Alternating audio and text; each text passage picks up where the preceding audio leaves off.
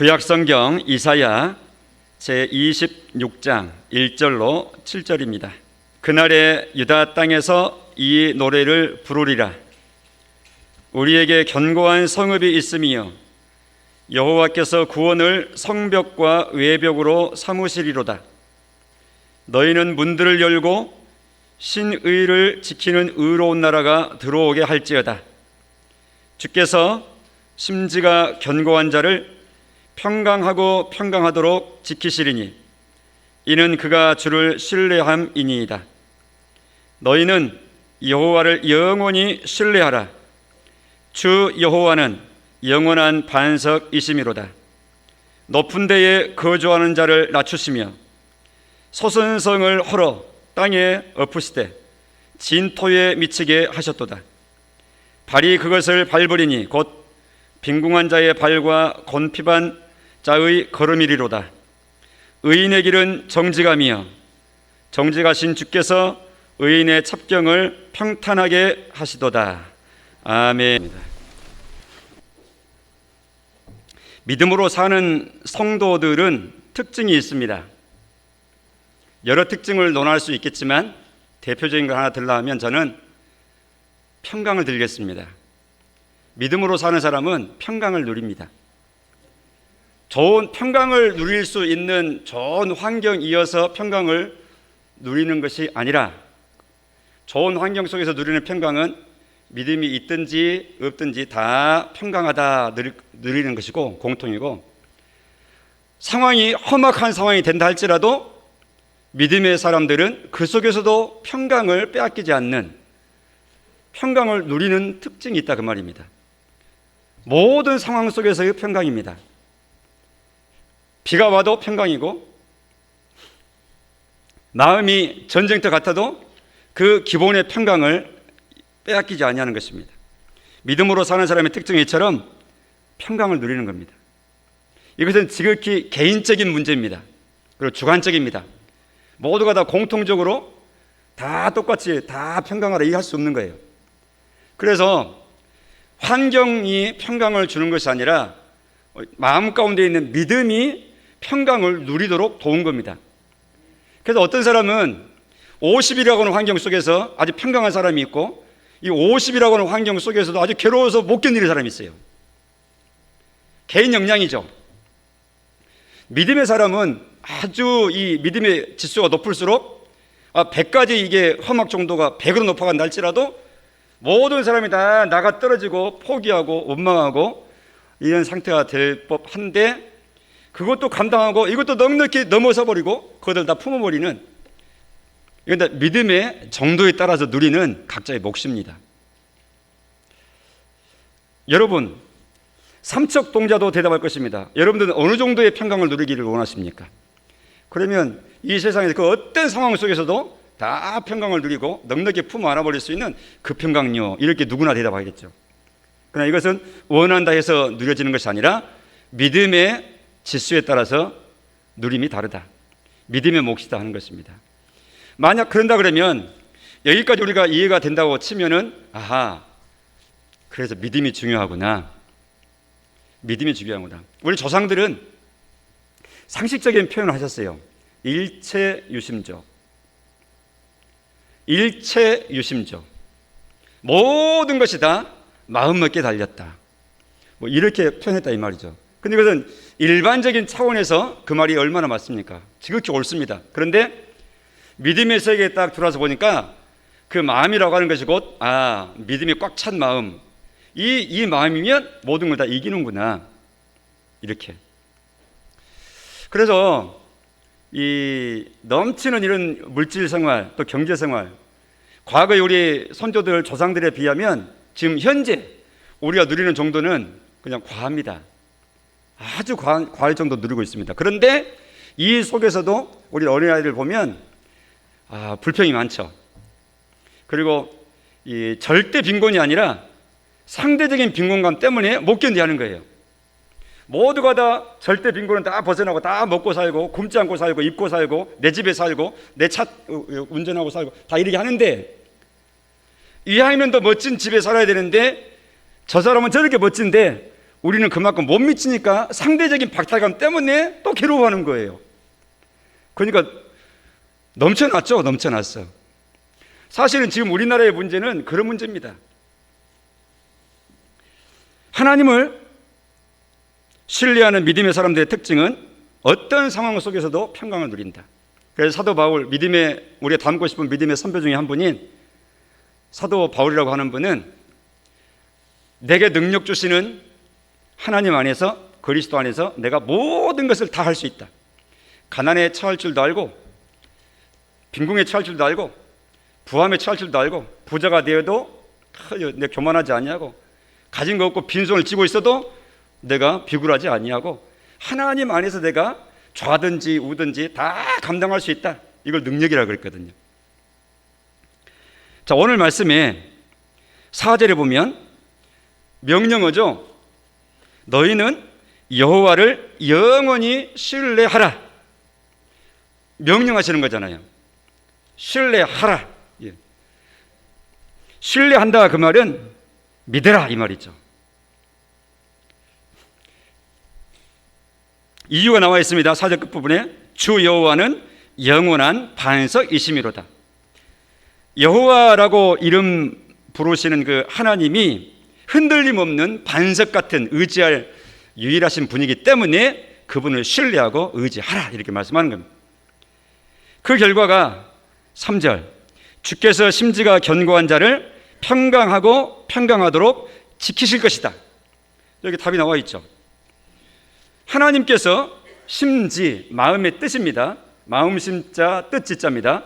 마음의 뜻, 즉 믿음, 하나님을 오롯하게 초점 쥐고 딱 바라보는 그 인생의 그 방향 잡는 그것이 흔들림 없는 그 사람을 평강하고 평강하도록 하나님께서 그렇게 복 주신다는 것이죠.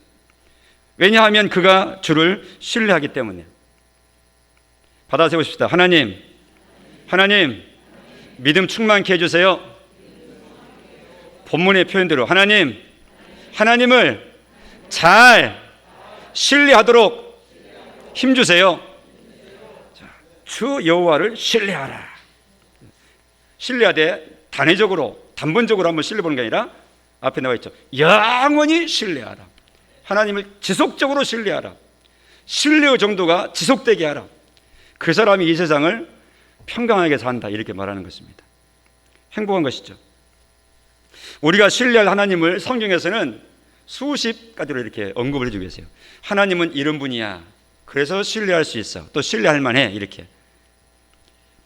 저는 이 시간 세 가지로 우리가 신뢰할 하나님, 다시 한번 하나님에 대하여 회복하는 시간 갖기를 소원합니다.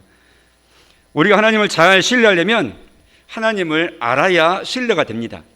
그러니까 믿음이라고 하는 것은 그냥 생기는 것이 아니라 합당한 믿음을 촉발할, 믿음을 이렇게 싹 틔울 믿음의 근거, 토양, 즉 하나님에 대한 바른 암, 하나님을 바르게 아는 지식, 이것이 있을 때 그것에 근거해서 하나님을 신뢰할 수 있게 되는 거예요.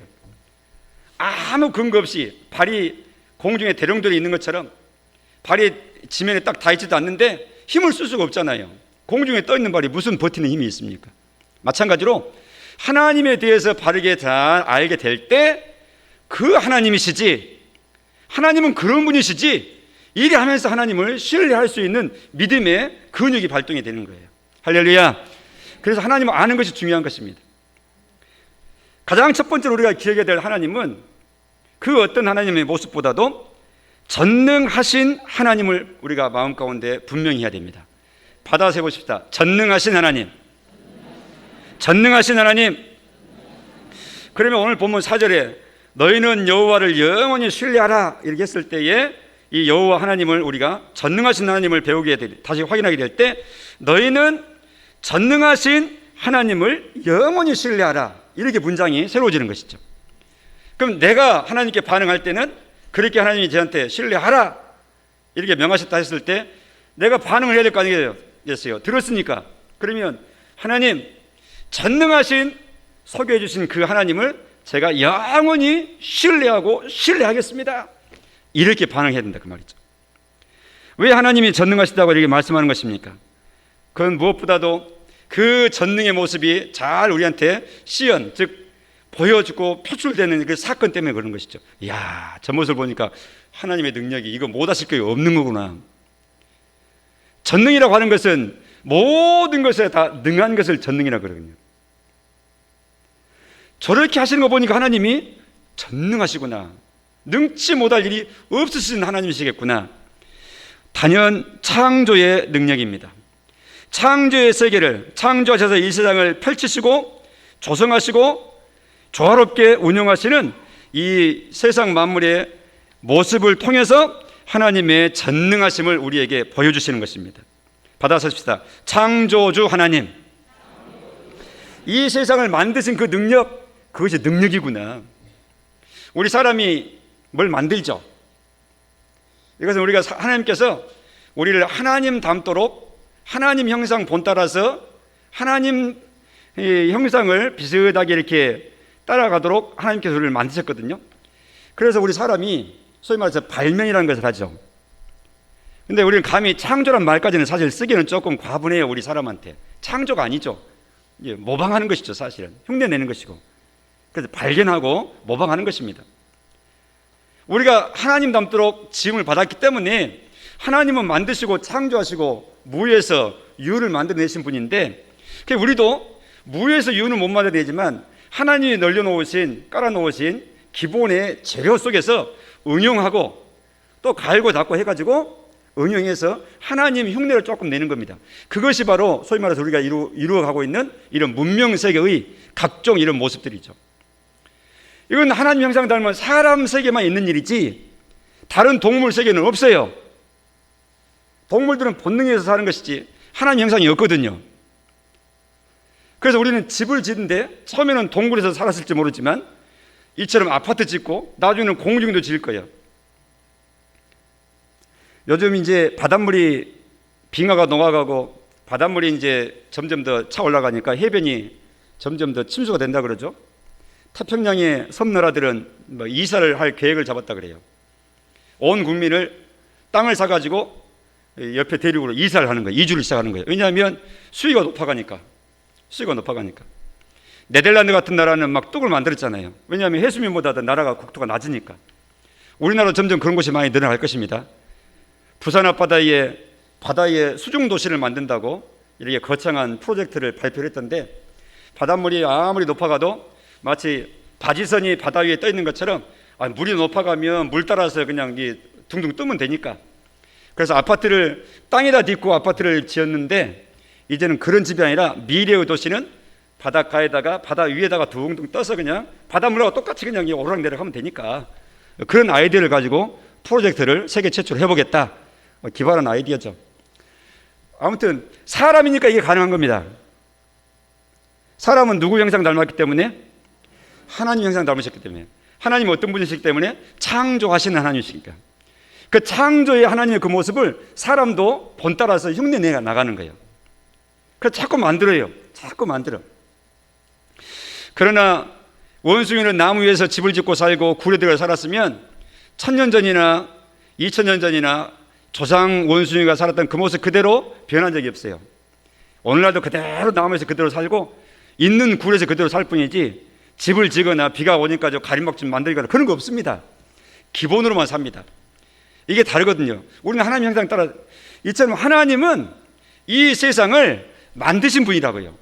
창조하신 그 하나님의 능력이 바로 전능하신의 표현이다 그 말이죠.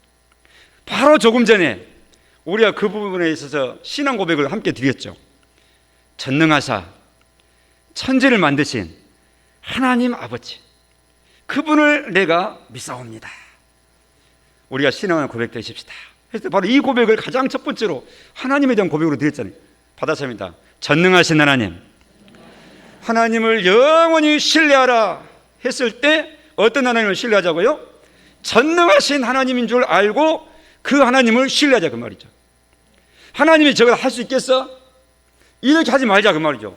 그분은 어떤 분이시니까? 전능하신 하나님이시니까. 그래서 하나님을 믿으라 할 때 이 믿음의 문제가, 이 믿음의 범위가 자세히 촘촘히 이렇게 살펴보면 그게 결코 쉬운 문제가 아니에요. 진짜 하나님 믿어? 그러면 믿는다고 쉽게 말하는데 나중에 자세히 보니까 믿지 못하니까 지금 저렇게 말하는 것이지, 내지는 믿지 못하니까 지금 저렇게 행동하는 것이지, 하나님 믿으면 저렇게 안 하지. 이런 부분들이 이제 보이게 되는 것이죠. 믿음이 더 필요하구나, 내한테 믿음이 부족하구나, 이게 느껴진다 그 말이죠. 한번 또 받아서 봅니다. 하나님, 믿음을 높여주세요. 이런 기도를 많이 자주자주 하시기 바랍니다. 하나님이 기뻐하실 기도의 제목입니다. 우리가 신뢰할 하나님은 전능하신 하나님이십니다. 심지어는 우리 하나님께서 이 세상을 이처럼 눈에 보이는 표면적인 이 물질 세상을 이처럼 조성하시고 창조하신 능력뿐만 아니라 눈에 보이지 않는 아주 영적인 세계, 그 부분도 하나님은 다 다스리시죠. 그 대표적인 것이 죽음을 다스리는 하나님이신 겁니다. 죽음을 다스린다는 것이 어떻게 드러나느냐?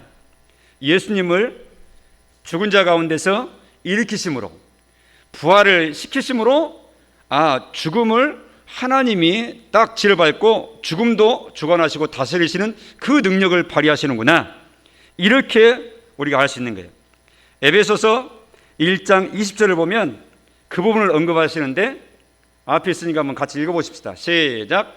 그의 능력이 그리스도 안에서 역사하사 죽은 자들 가운데서 다시 살리시고 하늘에서 자기의 오른편에 앉힌.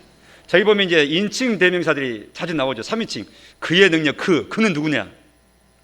지금 하나님 두고 하는 말입니다.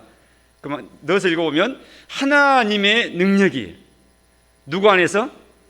그리스도는 예수님을 일컫는 말이에요. 예수님 안에서 뭐 하사? 역사하사. 저 말도 참 헷갈리면 헷갈릴 수 있어요. 신앙생활을 우리는 오랫동안 해온 사람들은 우리한테 익숙한 표현인데, 그렇지 않는 분의 말을 듣고 제가 머릿속에 번쩍하고 느낀 적이 있는데, 저 말이었는데 그렇게 생각할 수 있겠구나 싶더라고요. 그분은 하신 얘기가 그냥 역사한다 그러는데, 역사하면 히스토리,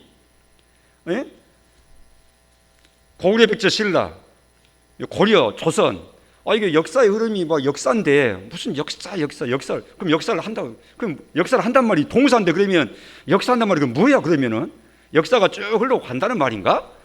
그렇게 막 헷갈려 하시더라고요. 그렇겠구나 싶더라고요. 저 역사라는 말은 그런 한자로 쓰면 이제 분명하죠. 지낼 역자의 역사, 사자를 쓰니까 역사 그런데, 저 역사는 그 역사가 아니죠.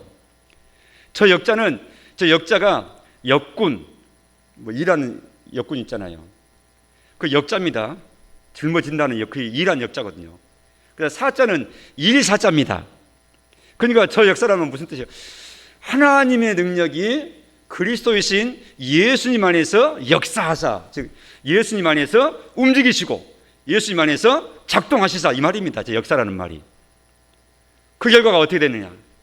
죽은 자들 가운데서, 즉 다 죽고 예수님도 십자가에서 죽으셨잖아요. 결국 죽음을 맛보셨잖아요. 다 죽고 썩고 죽고 없어지고 몸으로 없어지고 다 이렇게 지상에 사라지고 이런 죽은 자들인데, 그런데 예수님 안에서 하나님의 능력이 역사하자, 일하시자 죽은 자들 가운데서 그들 중에 하나처럼 사라지는 것이 아니라 다시 그분을, 죽은 예수님을 살리시고, 그러니까 죽음에 잡혀있도록, 죽음에 눌려있도록 예수님을 놔두지 아니하시고 그 죽으신 예수님을 다시 일으키시는, 살리시는 이 능력이 바로 하나님의 능력이다. 하나님의 전능성은 죽음도 지려 밟으시고 죽음도 다스리시는 능력이다. 그래서 하나님은 전능하시다. 그래서 우리가 죽어버렸으니까 끝났지, 그렇지 않습니다. 하나님의 세계에서는 그렇지 않습니다. 우리의 선에서는 그렇죠. 죽으면 끝났죠. 그래서 더 이상 죄도 안 묻고 그냥 수사하다가도 종결돼버리잖아요. 죽었으니까. 죽었는데 사람이 어떻게 해요? 그런데 하나님은 그렇지 않습니다. 죽음 이후의 세계도 하나님은 주관하시고 다스리시고, 모든 죽은 자도 나중에 전부 다 소환하셔가지고 전부 다 심판하시고 판정 내리시고, 이 능력이 하나님의 능력인데 받아서 합니다. 전능하신 하나님은 그런 분이에요. 하나님을 영원히 신뢰하라 했을 때 이런 전능하신 하나님을 우리는 잘 배워서 믿고 신뢰하고 이분 따라서 이 하나님에 대한 지식에 근거해서 우리의 생각을 펼쳐나가는. 두 번째, 하나님을 신뢰하라 할 때 어떤 하나님을 우리는 생각해야 될까 할 때 신실하신 하나님입니다. 또 입에 올려봅니다. 신실하신 하나님. 신실하다 이 말은 변치 않는다는 말이죠. 변개치 않는다 하는 것입니다. 하나님의 특성 중에 한 가지는 변치 않으신다, 불변하신 하나님이다, 이렇게 말하죠. 이 하나님의 불변성, 신실성에 대해서 하나님이 자기 자신을 잘 이렇게 어필하시기 위해서, 잘 우리 사람들에게 보여주시기 위해서 하셨던 행동이 있으세요. 하나님 입장에서 하신 행동이 있어요. 나는 이처럼 신실해 라고 믿을만 하도록 이렇게 보여주시는 그런 행동이 있었는데, 그 중에 대표적인 것은 바로 언약을 맺으시는 겁니다. 언약이라고 하는 말은 이것도 역시 성경 속에서 나오는 단어니까 일반 말로 바꿔버리면 무슨 말이 가장 적당한 말이에요? 그래요, 약속이라는 말이에요. 하나님은 언약, 즉 약속하신 하나님으로 자기 자신을 우리한테 보여주시고 알려주시는 거예요. 믿음의 조상이라고 하는 사람은 아브라함이라고 합니다. 아브라함에게 하나님께서 약속을 하시죠. 내가 너 눈에 보이는 이 땅을 너와 너의 자손에게 다 허락할 땅이야. 하나님 뭘 근거로 해서 그렇게 말씀하십니까? 내가 뭘 하신 말씀은 내가 뭘 근거로 해서 믿을 수 있습니까? 할 때 내가 너 언약을 맺을 거야, 이 얘기하면서 믿도록 하신 거죠. 우리나라에서 지금 언약 맺을 때는 갑과 을이 똑같은 문서를 두 부 작성해가지고 하나는 저 사람이, 하나는 이 사람이 똑같은 거 가지고 나중에 똑같이 딴 말 못하게 확인하도록 이렇게 계약서를 쓰는 거잖아요, 두 부를. 근데 하나님, 이게 아브라함이 살 당시는 그런 계약이 아니라, 계약의 방식이 그쪽 측은 그렇게 계약하지 않고 이렇게 했어요. 짐승을 소든지 양이든지 염소든지 말이죠, 아예 잡아가지고 두 조각을 딱 내는 겁니다. 두 조각을 내서 한쪽은 절반은 여기 놓고 한쪽은 이쪽에 놓는 거예요. 뚝 떼놓고 언약을 맺는 이 두 당사자가 이 갑하고 을이 이 쪼갠 고기 사이로 지나가는 거예요. 이것이 언약식이에요. 이것이 의미하는 바는 우리가 약속을 하고 분명히 손을 잡았는데 이것을 깨거나 지키지 못한 사람은 이 쪼개진 두 고기처럼 그 몸을 쪼갤 것이다 하고 직접 약속하고 쪼갠 고기 사이로 지나가는 이 언약이에요. 그러니까 얼마나 이게 생명 걸고 하는 약속이죠. 그런데 하나님이 아브라함과 언약을 하실 때, 아브라함아, 이 고개를 쪼개 놓아라, 나를 위해서 준비해라 이 하더니, 아브라함과 언약하신 하나님이 아브라함과 동시에 두 분이 같이 지나가야 맞는데, 아브라함 너는 옆에서 지켜보고 있어라 하고 하나님이 홀로 지나가시는 거예요. 이게 무슨 뜻이죠? 내가 너에게 한 약속을 내가 이행하지 않으면 너희 식으로 내가 지금 언약하는데, 하나님인 내가 하나님 아닌 거야. 하나님 자기 자신의 존재를 걸어놓고 언약을 하시는 거예요.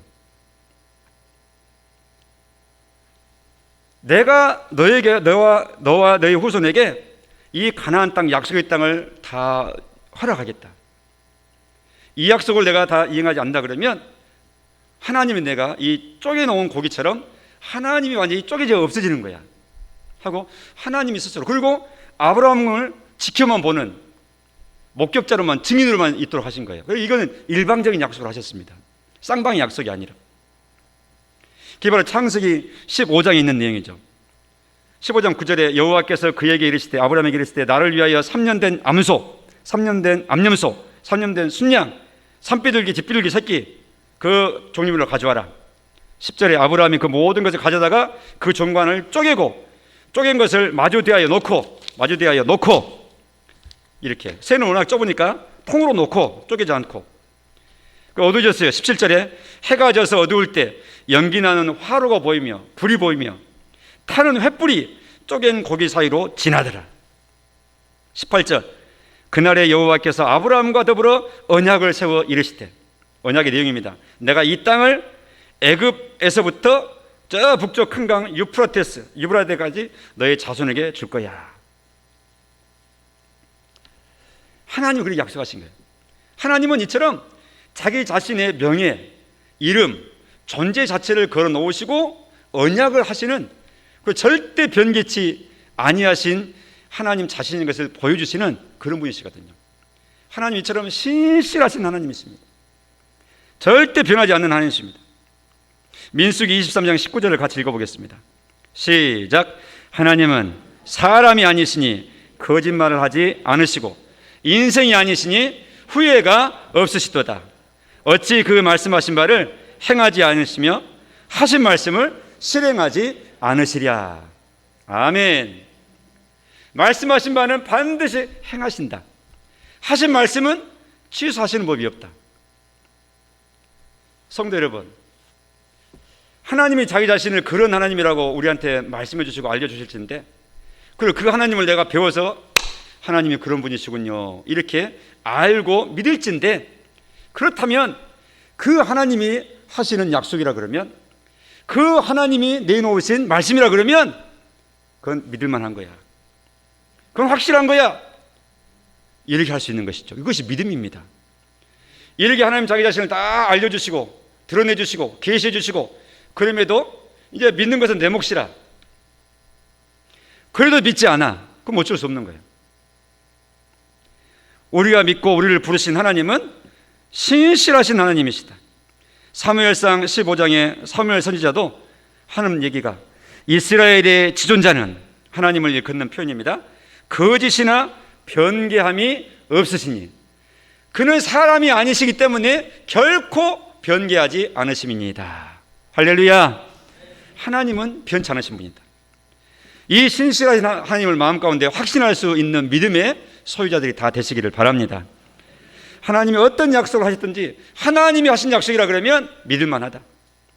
이렇게 믿음이 발동되는 믿음의 사람들이 다 되시기를 바랍니다. 그래서 그 영원히 그 하나님을 신뢰할 수 있기를 바랍니다. 마지막으로 한 가지 더, 우리가 신뢰할 하나님은 좋으신 아버지이신 하나님이십니다. 또 해봅시다. 좋으신 나의 아버지. 하나님 그러면은 저 구만리장천 높은 데서 워낙 엄청난 분이시기 때문에 땅에 있는 먼지 같은 나와 무슨 관계가 있겠어? 하나님 중요한 일도 많으신데 나처럼 무명인 사람에게 무슨 관심이나 있고 내 사정을 알기나 하시겠어? 이렇게 우리는 생각하기 쉽다고요. 전혀 그렇지 않습니다. 우리의 전 존재, 우리 한 사람 한 사람은 하나님에게서 전부입니다. 그처럼 우리가 놀라운 사람인 것을 우리가 알게 될 때 우리는 행복에 겨워서 이 행복 바이러스가 우리 마음 가운데 가득하게 된 거예요. 하나님은 나의 좋으신 아버지이신 하나님이시다. 마태복음 6장 8절 말씀에 우리 주님께서 설교하시는 내용 중에 구하기 전에 너희에게 있어야 할 것을 하나님 너희 아버지께서 아시느니라. 하나님은 그런 하나님이래요. 예, 기도할 때 기도의 자세에 대해서 가르쳐 주시는 본문이잖아요. 하나님이 전혀 관심도 없고 다른 일이 바쁘신데 또 내 사정 알지도 못하시는데 기도해야지, 그래서 하나님께 말씀드려야지, 하나님께 졸라야지, 하나님을 잡아 흔들어야지, 나 좀 봐주시라고, 이런 마음의 자세로 기도하면 돼요, 안 돼요? 안 되는 거죠. 왜 그렇게 하면 안 된다고요? 하나님은 어떤 분이십니까? 구하기 전에 나에게 있어야 될 것을 다 아시는 좋으신 아버지시기 때문에 하나님이 아시는 내용을 내가 말씀드리는 거예요. 누가복음 15장 20절에 보면 탕자의 비유 중에 그 아버지를 말씀합니다. 집 나간 둘째 아들이 다 아버지 재산 갖다가 망쳐버리고 빈 털털이 거지가 돼서 이제 돌아오는데 아버지가 그때까지도 수년 동안 기다리고 있는 거예요. 보니까 세월은 지났지만 아버지 눈썰미는 알아보죠. 아, 많은 사람 지나가지만 저놈은 내 자식이다, 알아보는 거예요. 그래서 20절 하는 말이, 아직도 거리가 먼데 아버지가 그를 보고 측은히, 즉 불쌍히 여겨 달려가서, 확신한 거죠, 목을 안고 입을 맞추고 실패하고 부끄러워서 돌아올까 말까 한참 망설이다가 그래도 용기 내서 돌아오는 이 둘째 아들인데, 아버지가 무서운 아버지, 책망하는 아버지, 이런 아버지가 아니라 불쌍히 여기는 아버지, 좋은 아버지, 환영하는 아버지, 따뜻한 아버지, 다시 받아주시는 아버지, 하나님이 그런 분이시라는 거예요. 할렐루야. 우리 하나님은 좋으신 아버지입니다. 나의 좋으신 아버지. 여기서 중요한 포인트는 아버지보다도 그 앞에 수식어인 좋으신에 있다고 저는 그렇게 봐요. 이 세상에 많은 아빠들이 있어요. 우리도 다 우리 아빠들에 대한 추억이 있어요. 우리 아빠는 그렇게 좋으셨어, 이렇게 하는 분도 계시겠지만 우리 아빠는 무서우셨어요. 우리 집에 아빠가 없을 때 행복했고, 아빠가 오면은 무서워가지고 우리는 슬슬 피하고 다른 데로 나갔어. 아빠하고 우리는 친하지가 않았어. 이런 가정도 있을 거예요. 엮이는 가정이죠. 그런데 우리가 우리의 개인적인 경험 때문에 하나님을 아버지라고 이렇게 이미지화해서 우리가 가르쳐 주실 때 내 마음 가운데 상처 있는 아버지 상 가지고 하나님을 오해하면 된다, 안 된다? 안 된다. 우리가 그 정도는 다 알지 않습니까? 회복해야 돼요. 근데 하나님은 아버지는 아버지신데 좋으신 아버지시다. 나의 필요한 것, 나의 사정을 다 아시는 좋으신 아버지일 뿐만 아니라 방금 탕자를 환영했던 그 아버지처럼 불쌍히 여기고 치고 여기고 안아주시고 맞아주시는, 그래서 좋으신 아버지신 거예요. 심지어는 로마서 8장 32절 같은 경우는 하나님을 이렇게 소개합니다. 시작. 자기 아들을 아끼지 아니하시고 우리 모든 사람을 위하여 내주신 이가 어찌 그 아들과 함께 모든 것을 우리에게 주시지 아니하겠느냐. 하나님 자기 자신의 분신과 같은 예수님을 우리를 위해서 십자가에 내주시고 우리 죄를 위해서 대신 값으로 희생을 시키시고 해버리신 하나님이신데, 그렇게 행하신 하나님께 아낄 것이 무엇이냐 그 말이죠. 가장 귀한 예수님까지 내주신 하나님께 이런 아버지시다 이 말이죠. 한 절만 더 하겠습니다. 베드로전서 5장 10절, 작년 7월 달에 외웠던 말씀, 그리고 이번 7월 달에 다시 외우기로 여러분께 제시된 말씀 같이 읽어봅니다. 시작. 잠깐 고난을 당한 너희를 친히 온전하게 하시며 굳건하게 하시며 강하게 하시며 털을 견고하게 하시리라. 이게 하나님이 하실 일이죠. 하나님은 이런 우리 아버지십니다. 그러니까 고난을 당한 우리를 친히 온전하게 하시는 우리 하나님 아버지세요. 그래서 심지어는 우리가 경험하는 고난까지라도 하나님의 계산과 하나님 품 안에서 유익되게 잘 이렇게 잘 참아라, 잘 감당하고 이 코스를 잘 통과해서 네가 멋진 나의 자녀로 빚어지고 이 빛나게 이게 다져지는 그 모습 내가 기대하면서 너를 내가 지켜보고 응원하마, 잘 통과하자 하고, 고난이라고 하는 이 코스도 하나님의 백성인 우리에게 오히려 유익되게 하시는 하나님이라 그 말이죠. 그러니까 이 세상에서 하나님 안에 있는 나에게 있어서는 유익되지 않는 것이 하나도 없게 하시는 이런 좋으신 아버지시라고요. 믿음이 성장할수록 그것을 아주 많이 느끼게 되고 확신하게 돼요. 자, 영원히 하나님을 신뢰하라 했습니다. 이사야 선지자를 통해서 오늘 본문에 어떤 하나님을 신뢰할 것인가, 우리는 오늘 주어진 시간에 이 새 하나님의 모습을 다시 복습하듯이 또 언급을 받았습니다. 어떤 하나님이었습니까? 천지만물을 만드시고 죽음까지 정복하시는 전능하신 하나님. 어떤 하나님이었습니까? 자기 자신의 이름 존재까지 걸어놓고 약속을 하실 때 자기 이름을 걸고 약속하시는 절대 변개하지 아니하고 신실하신 하나님 뿐만 아니라 어떤 하나님입니까? 가장 좋으신 아버지와 같은 하나님, 이런 하나님이시다. 하나님은 그렇게 말씀하십니다.